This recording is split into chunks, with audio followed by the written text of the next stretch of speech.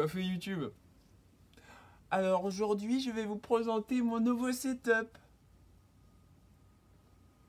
Alors j'ai mis des lumières. Ah, ta gueule! Ta gueule, on s'en bat les couilles, c'est pas ça le sujet de la vidéo. Aujourd'hui, je vais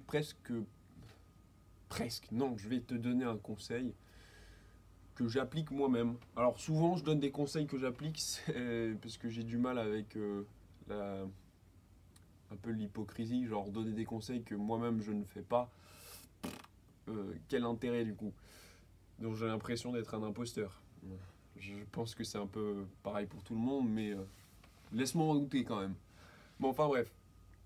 Aujourd'hui, comme le titre de la vidéo te l'indique, on va parler de fais ce que tu regardes et regarde ce que tu fais. C'est quelque chose que j'applique quasiment à tout ce que je fais. Et tout ce que je regarde du coup. À toutes mes activités.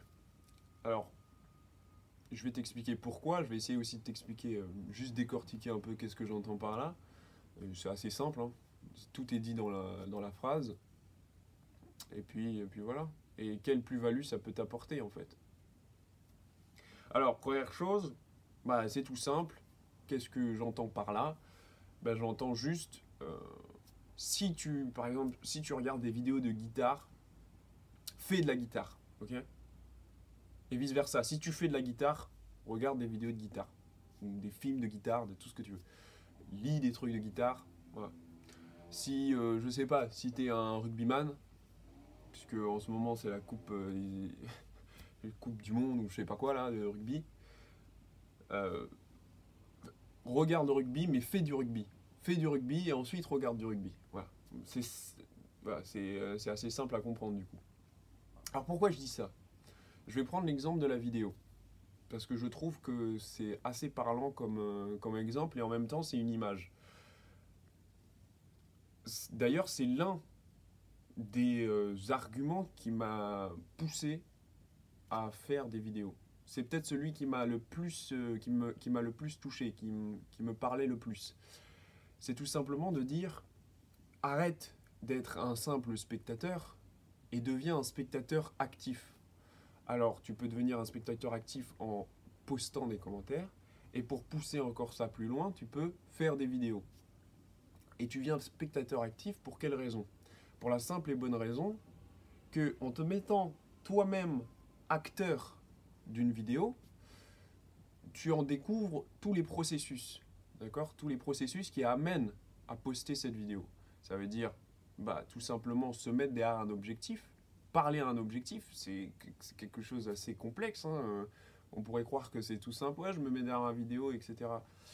Quand tu as envie d'exposer quelque chose, on va dire d'intelligent, et pour que ce soit intelligible, c'est un exercice qui n'est pas forcément facile. Et surtout, tu regardes ma première vidéo et tu comprends bien qu'il y a eu une évolution quand même entre aujourd'hui et il y a plus de 2 ans. Tu comprends?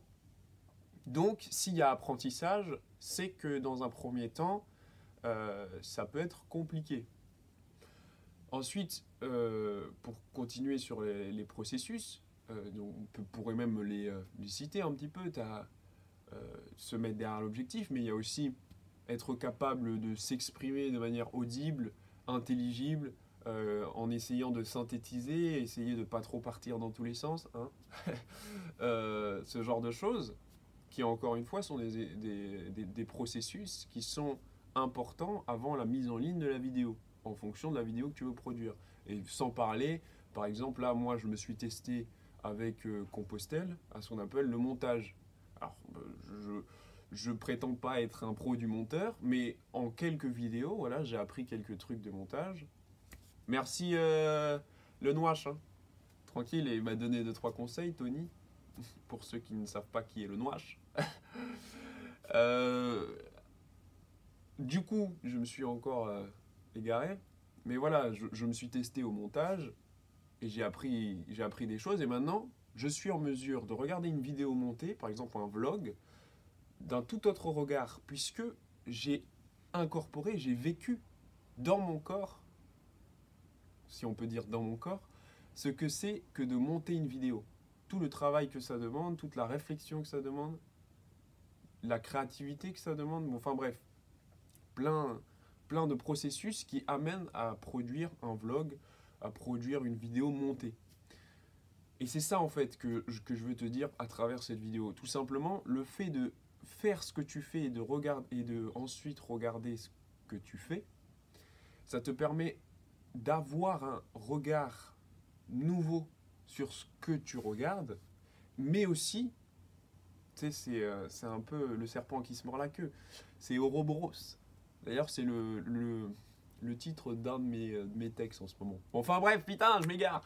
Donc, c'est un peu le serpent qui se mord la queue, puisque tu enrichis ton regard en tant que spectateur, puisque tu as conscience des processus qui amènent au spectacle que tu es en train de regarder, puisque tu es déjà passé de l'autre côté de la scène, tu as vu comment on met la scène en place, comment on met les décors en place, etc.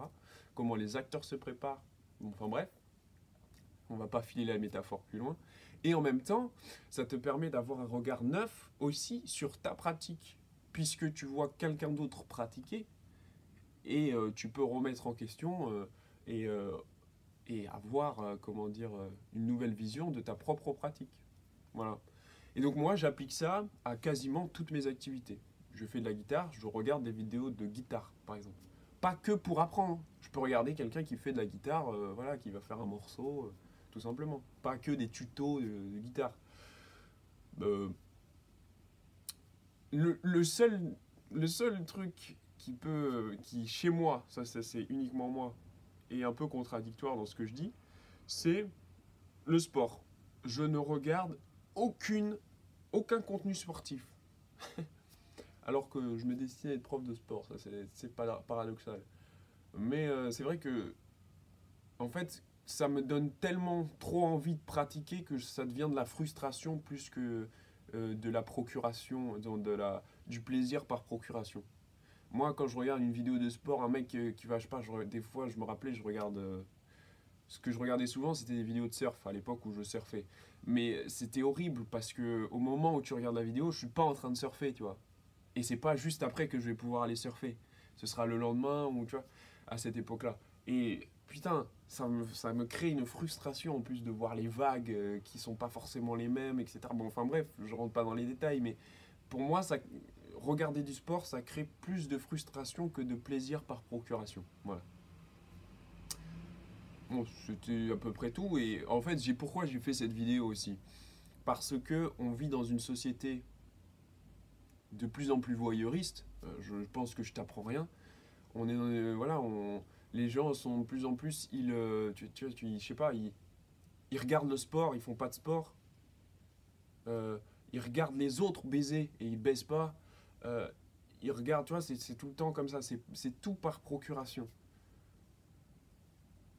Et en plus d'être totalement nocif, je trouve, comme façon de se divertir, etc. Ben, c'est pour ça qu'on est aussi, qu'il y a beaucoup de gens qui sont gogoles et qui sont nocifs. Euh, il y a beaucoup de spectateurs nocifs en fait. Parce que justement, c'est pas des pratiquants. Deviens pratiquant et fais évoluer ta pratique et le regard qu'on a sur ta pratique ou ton activité ou ce que tu veux, tu vois. Voilà, c'est à peu près tout, ça a été assez concis, je pense. Et je te dis, Narbis YouTube.